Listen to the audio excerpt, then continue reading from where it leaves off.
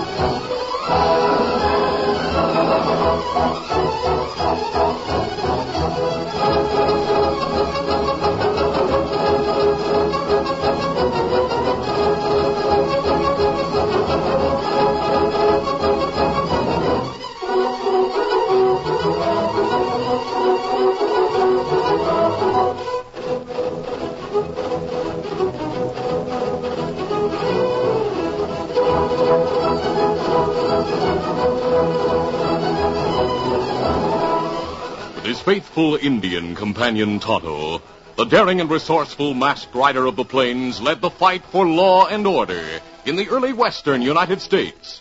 Nowhere in the pages of history can one find a greater champion of justice. Return with us now to those thrilling days of yesteryear. From out of the past come the thundering hoofbeats of the great horse Silver. The Lone Ranger rides again. Come on, Silver. Let's go, big fella. Hail, Silver! Aye!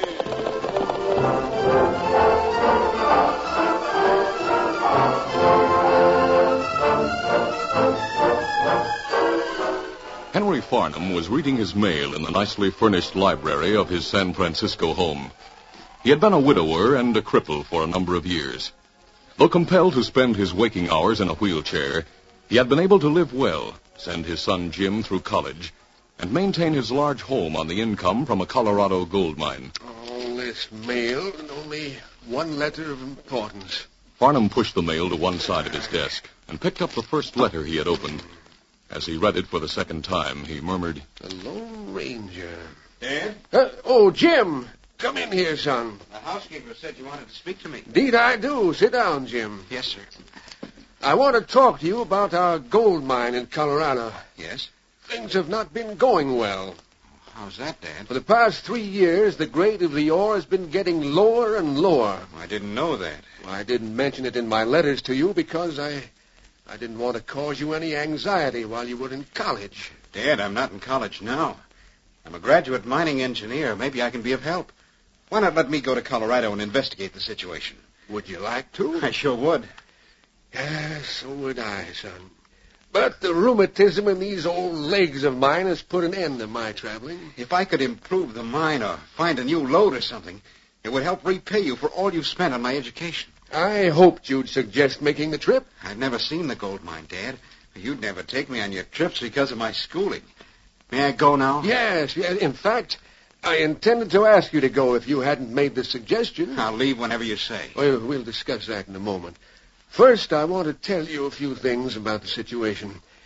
Just before leaving Colorado the last time, 4 years ago, I made arrangements with a man named Luther Gage. I hired him to be my representative. Luther Gage? Is he a mining man? No, he's a banker in Ashcroft. That's the name of the town nearest the Maribel mine. Gage has done the hiring and firing. He's handled financial matters, supervised the bookkeeping, and, well, he's kept an eye on things in general. You gave him a lot of authority. Yes, I had no choice.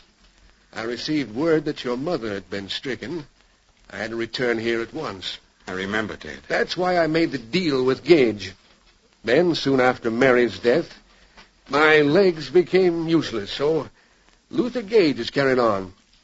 I'm sure he's a good man, and he's doing his best. But, well, I'm not satisfied. Dad, what's the net profit per ton of ore? Profit? Oh, for the last 6 months, there hasn't been gold enough in the ore to pay for the cost of digging and extraction. Gosh, Dad, you'd be money ahead if you stopped operations. That's what I wrote to Gage. Oh, did he agree? No. He says the claim adjoining the Maribel mine is doing very well. He thinks the big vein from that claim extends into our property. He sure will find it if we just keep digging. He may be right. Jim, your trip will be no picnic. That mining country is rough. Men are greedy, ready to fight at the drop of a hat. Life is cheap, and there's little law. You may run into danger. All right, Dad, when shall I leave? Next Monday, if possible. Then you'll be able to get to Ashcroft on the 15th of the month. Very well, I'll leave next Monday. But tell me, is there a particular reason why you want me in Ashcroft on the 15th? Yes, this letter will explain. It came this morning from a man I met in the Rockies 4 years ago. In fact, he probably saved my life. Saved your life? How's that, Dad? On the way to the mine, my horse stumbled. I was thrown and my head struck a rock. While I lay unconscious, my horse ran away. It was seen and caught by the man who wrote this letter. Following the back trail of the horse, he found me. Were you badly hurt? Well, the man who found me thought it would be dangerous to try to move me to town for medical attention. He made a camp where he found me and took care of me for 2 days. We became well acquainted. Here, Jim, read his letter. Let's see. Shall be very glad to meet your son. Looking for him on the stagecoach that arrives in Ashcroft on the 15th. I trust that man implicitly, Jim. I'm sure he'll do his best to help you in any way possible. This letter's unsigned. What's the man's name? I don't know. You don't know? I know him only as the Lone Ranger.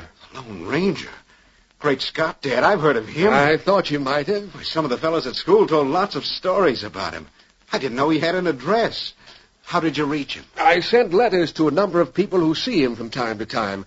Also to an Indian chief who often sees Tonto, the Lone Ranger's companion. I've heard of Tonto, too. One of my letters finally reached the masked man. And as you see, he responded. Gosh, this will be a trip to remember. I'll write and tell Luther Gage to expect you. Imagine. Meeting the Lone Ranger.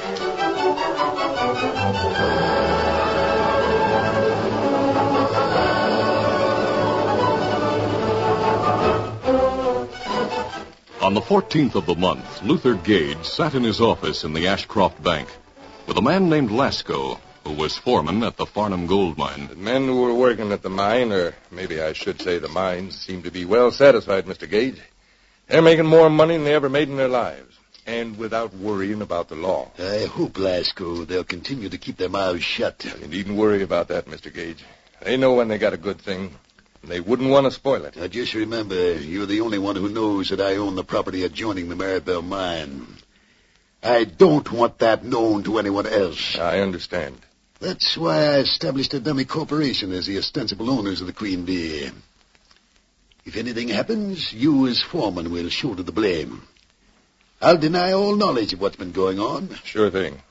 If my ownership of the Queen Bee became generally known, someone might begin to wonder why the Queen Bee produces such high-grade ore while the Maribel has deteriorated to a losing proposition. Farnham would sure be hopping mad if he knew what was going on. Yes, Lasco, and he may find out. His son is scheduled to arrive in Ashcroft tomorrow. He is? Well, then he'll be going out to inspect the diggings. Yes. He's sure to see what we've been doing. Do you think so? Why, he can't miss seeing where we've cut through the wall between the two mines. So the tunnel to the Maribel is connected to the Queen Bee. And then he'd realize that we've been switching the ore. So the high-grade ore is brought out of the Queen Bee. Can you cover what you've been doing? No. If Farnham looks at the walls of the Maribel tunnel, he'll see that the ore is high-grade. Yes, hardly consistent with the financial reports showing that the Maribel is losing money. If Farnham goes to the diggings, we're through. Then see that he doesn't get there. What do you mean? I have a letter from his father saying that he'll arrive on the stage tomorrow. There are many places west of town where you might wait in ambush with your rifle and your telescope sight. The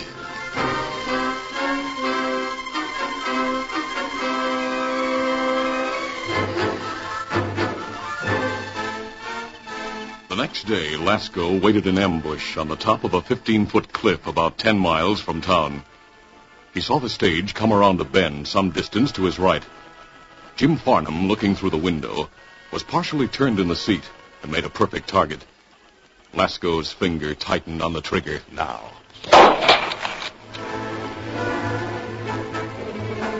Farnham slumped to the floor of the stage, but the gunshot was unheard by the driver above the rattle of the stage and the clattering hoofs of 6 horses. Get up there! Go on there! The stagecoach was about 5 miles from town when a masked man and an Indian rode out of the woods on the right side of the trail. So hold up. Don't shoot, mister. Don't shoot. Stop that team. Rein in. Oh, up there. Ho, ho. Hold your fire, mister. Hold your fire, big fellow. I'm reaching for the sky, mister. I don't hanker for gunplay with outlaws. We're not outlaws. Get down from that seat. Yes, sir. We'll dismount, Tonto. Easy. I'll do anything you say. Just don't start shooting. We'll not start gunplay. We'll make sure you don't. Take your gun, Tonto. Get it. Now, driver, lower your hand and stop trembling. Well, I'm not carrying anything worth stealing. We've no intention of stealing anything. We thought you'd have a passenger by the name of Farnham. Jim Farnham. I have. Came all the way from San Francisco. Hey, I don't see him. Neither do I. Me open door. Look inside stage. He was here. How'd he get out? I can't figure where he is. Wasabi, come quick. What is it, Tonto? Fellow on floor, stage. That's why we not see him through window. My sakes alive. What's the matter with him? Hole in shirt. Right over heart. Look like bullet hole. Yes, but no blood. Oh, see here, Tonto. The bullet was stopped by a thick book in his shirt pocket. A Bible. Me think him just knocked out. That bullet hit hard. The force of a blow like that could easily knock a man out. Steady, Jim. You're all right. What hit? Now, lie still. Lie still. A bullet struck right over your heart. A bullet? Take it easy. It struck the Bible in your shirt pocket. That's what saved your life. Bible. My mother gave it to me years ago. Why did someone shoot at me? We don't know whether it was a stray bullet or an attempt on your life. Better now. I think I can sit up. I'll help you. Take it slowly. What? Your mask. Yes, Jim. I wrote your father and said I'd meet you. Then you... Did he show you my letter? Yes. You're the Lone Ranger. He's who? He's what? Well, that is, I think you're the Lone Ranger. Great day. If you have any doubt, Jim, this letter from your father should remove it. Yes. That's Dad's signature. You must be Tonto. That's right. Gosh, Lone Ranger and Tonto. And I thought you were stage robbers. People often make that mistake. Jim, do you feel able to stand? Yes, I'm all right now. I'll help you to your feet. Thanks. Chest hurts a little when I breathe. But I think I'm all right. Tonto, notice where the bullet came through the window. Hole in window higher than hole in shirt pocket. A line from the shirt pocket through the window would lead to a point ahead and to the left of the stage, and slightly elevated. That's right. Bullet fired at downward angle. Jim, you must have been turned slightly toward the window. Yes, I was. See, now I remember. There was a low cliff on my left. We're going to try to find the tracks of the one who fired that shot. If we can find the gunman, we may learn why someone tried to kill you.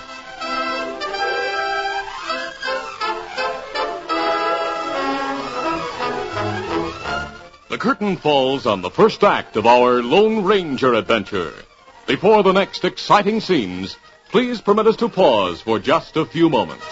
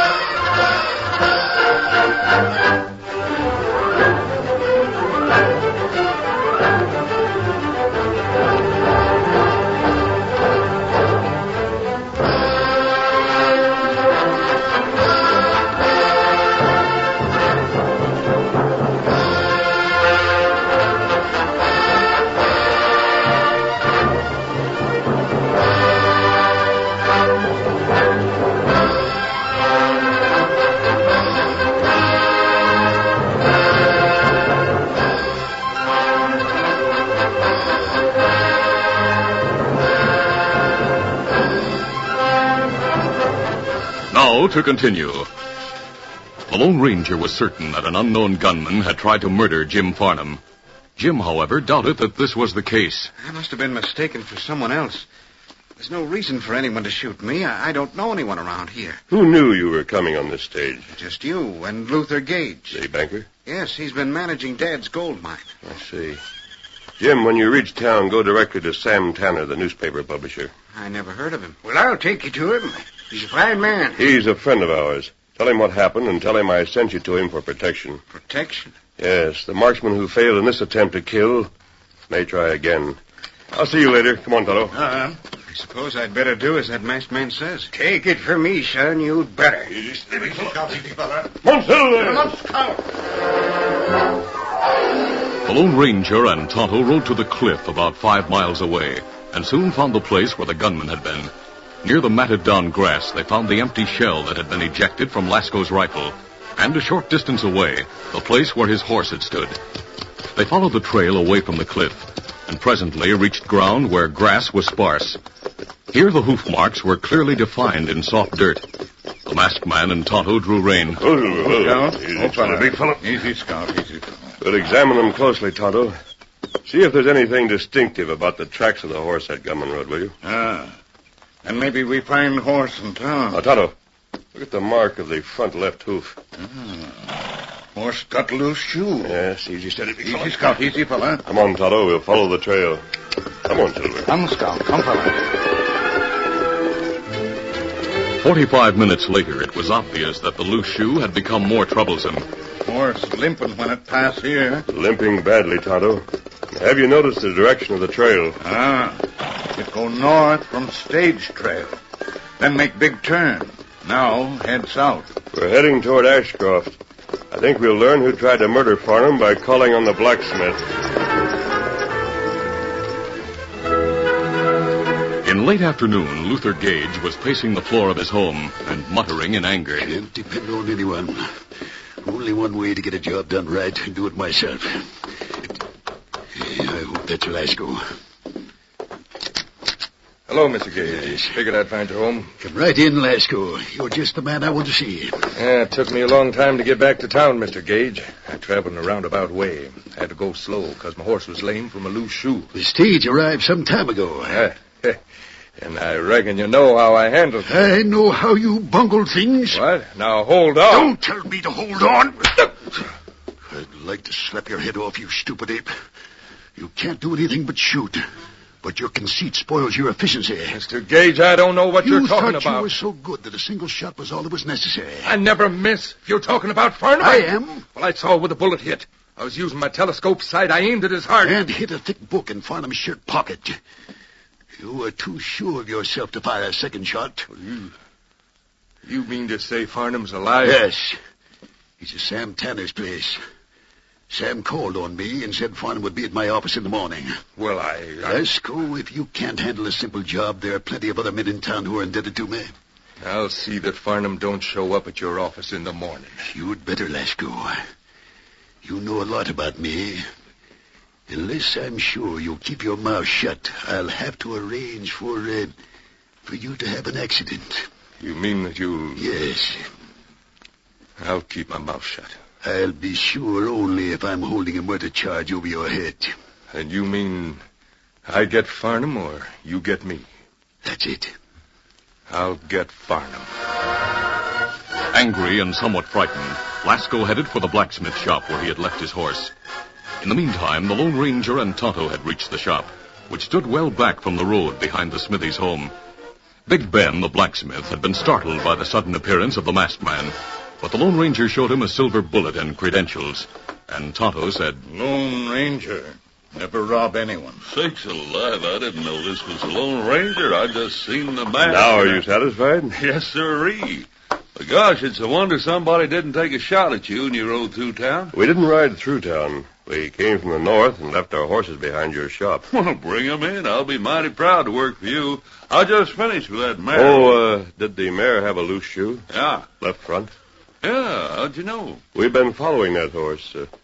Who's the owner? Man named Lasco. Bullseye Lasco, he's called because he's such a crack shot with a rifle. I'd like to talk to him. If you don't care to wait until he comes for his horse, you might find him in the Silver Dollar. Of course, you go around town wearing that mask. Me look for Lasco. Hold it. Stand still and reach. Lasco, put down that rifle. Keep out of this, Ben. I heard you talking about me. I was right outside the door. I wasn't talking about you. The masked man was just asking for you. I heard him. Well, maybe you didn't hear who he is. I don't care who he is. I want to know why he was asking about me. I wanted to find you, Lasco, to ask you some questions. And I wanted to see your rifle. You're looking at my rifle. You'll see me use it if you make a sudden move. That goes for you too, Injun. Kimosabe, rifle got sight just like you think. Yes, Tonto. The cartridge we found would fit that rifle. What are you getting at?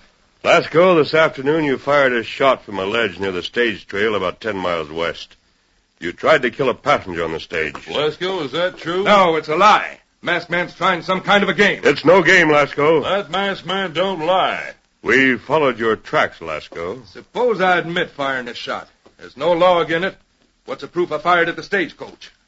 Who hired you to kill Farnham? I'm no squealer. I mean, no one I didn't fire. You made a slip of the tongue, Lasco, and you can't cover it. So you were hired to kill Farnham. You can't prove a thing. By Juniper, Lasco. Just one man knew Farnham would be on that stage. Was it Luther Gage who hired you? Mister, you know too much for your own good. You're too smart to live. Now turn around, face the wall, keep your hands high. You too, Redskin. Lasco, you can't kill these men. Shut up, Ben. I'll see you hang. You think I'd leave you as a witness? Not a chance. The first shot will bring a dozen men. Yeah, and they'll make a hero out of me when I tell how I killed two crooks just as they shot you. That's a good story, huh? Now you with a mask. I said turn around. You turn around, Lasco. You'll be surprised. What do you mean? Tonto! Let me shoot some. No, let me go. Stop shaking. Hang on to the rifle, Tonto. I'll stop him. That did it. Good work. You sure tagged him. Tie him, Tonto, before he regains consciousness. I never thought he'd fall for that old trick and turn his head. You and Tonto sure move fast. That man must have been desperate. He was ready to kill all three of us. Is it true that Banker Gage hired him to kill that passenger? I think so. But we have no proof unless Lasco talks. Him tied, plenty tight. Any idea how to make him talk? Yes, I may have. Let's take him to Sam Tanner's home. When Lasco regained consciousness, he was lying on a couch in the home of Sam Tanner, the publisher of the Ashcroft News. His hands and feet were tied, and he was being watched by the blacksmith, Jim Farnham, and Tonto. What are you gonna do with me? Well, all deal with you, Lasco, and what you get will depend on how much you have to say. Where's that masked man? He and Sam Tanner went out on business. They'll be back. The masked man told me about you, Lasco. Why did you try to kill me? I'm not talking. You may be afraid what Gage do if you talk, huh? I don't know what you mean. Didn't Gage hire you? Is he up to something crooked at my dad's mine? I said I wasn't talking. You got any complaint, turn me over to the law. I'll admit I did some practice shooting this afternoon, but that's all I'll admit. I don't know a thing about any attempt on your life. There was no further conversation. Lasco watched the others in the room, and they seemed to be simply marking time. It was after midnight when the door opened, and the Lone Ranger and Sam Tanner, the newspaper editor, entered. Well, we're back. I see Lasco has regained consciousness. He's been conscious for a long time. Conscious, but not sociable. Did you talk to the sheriff? No, it would be hard to prove that Lasco actually meant to kill you and Tonto and me. Probably. It'd be even harder to prove that he tried to murder me. I figure Lasco will get all that's coming to him when my paper hits the street in the morning.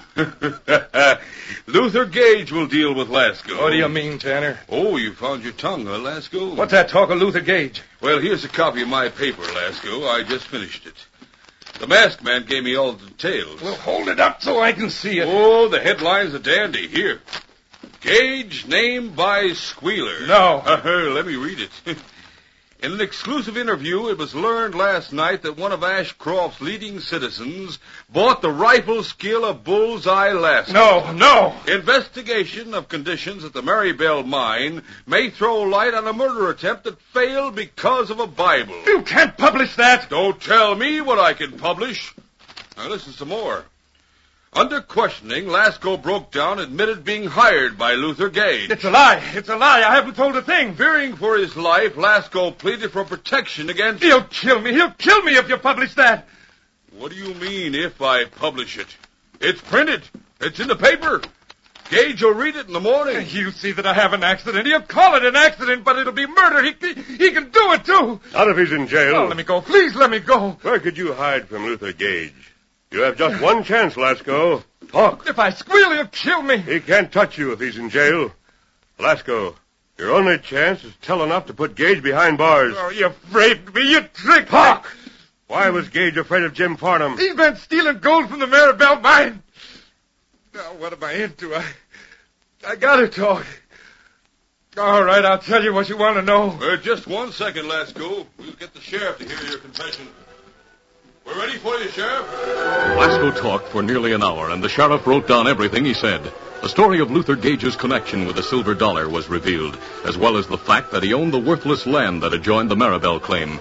Lasco exposed the means by which the banker had stolen high-grade ore from Farnham, and told of the assignment to kill Jim as a means of paying off his gambling debt. He signed the confession, and the sheriff left. He'll be back for you, Lasco, after he's jailed Gage. If I'm in a cell with Gage, You'll be kept separate. And you'll get off a lot lighter than Gage will. Sam, where'd that masked man and Tonto go? They slipped out while Lasco was talking. I wanted to thank them. Well, maybe you'll get the chance, maybe not. You know, the story that masked man gave me for the paper can stand just as it is without a single change. That masked man. I tried to tell you who he is, Lasco, but you shut me up. Ben, Sam, tell me now. Sure. He's the Lone Ranger.